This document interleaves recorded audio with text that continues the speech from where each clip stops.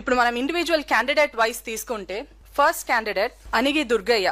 ఈయన రిక్వెస్ట్ ఎలా ఉన్నదంటే, ఈ క్యాండిడేట్ ఇది, నేను గోల్డ్ మెడల్ గెలిచాను నేషనల్ గేమ్ లో, అయినా నాకు ప్రయారిటీ ఇవ్వట్లేదు, నాకు కింద ఉన్న బ్రాంజ్ మెడలిస్ట్, సిల్వర్ మెడలిస్ట్ వీళ్ళందరికీ ప్రయారిటీ ఇచ్చారు. ఇప్పుడు ఆన్లైన్ అప్లికేషన్ సబ్మిట్ చేస్తున్నప్పుడు ఈయన మనకి సబ్మిట్ చేసిన అప్లికేషన్ ఛాంపియన్షిప్ లో silver medal, national games gold medal అనేది సబ్మిట్ చేయట్లేదు ఈ క్యాండిడేట్. సో ఇప్పుడు మనం క్లియర్ గా నోటిఫికేషన్ లో కూడా ఇవ్వడం జరిగింది, ఏ ఒక క్యాండిడేట్ కూడా వాళ్ళ అప్లికేషన్ లో ఆన్లైన్ లో ఏం సర్టిఫికేట్ పెడుతున్నారో దాని మాత్రమే మనం కన్సిడరేషన్ లో తీసుకుంటాము. ఆన్లైన్ లో అప్లికేషన్ వాళ్ళు పెట్టకపోతే ఆఫ్లైన్ లో ఫిజికల్ మోడ్ లో జస్ట్ వచ్చి సాప్ లో సర్టిఫికేట్ ఇవ్వడం అనేది ఎప్పుడు కూడా యాక్సెప్ట్ చెయ్యము అనేది క్లియర్ కట్ గా మన నోటిఫికేషన్ లో కూడా ఇవ్వడం జరిగింది. దీంట్లో నోటిఫికేషన్ లో మనం చూసుకుంటే సర్టిఫికేట్ అప్లోడ్ అనే పాయింట్ లో మనం క్లియర్ గా ఆన్లైన్ అప్లోడింగ్ గురించి కూడా ఇచ్చాము. మెరిట్ లిస్ట్ అనేది సెలెక్ట్ చేస్తున్నది కూడా only based on online application అనేది క్లియర్ కట్ గా ఇక్కడ మెన్షన్ ఉంది.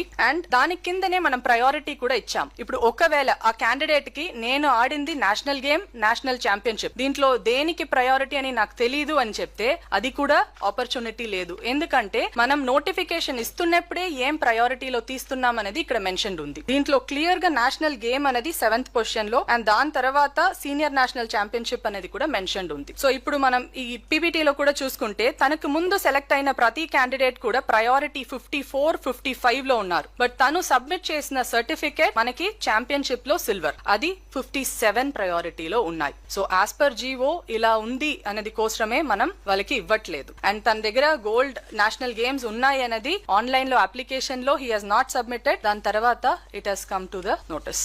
దట్ ఈస్ వై ఈయనకి ప్రయారిటీ ఇవ్వడం కుదరదు.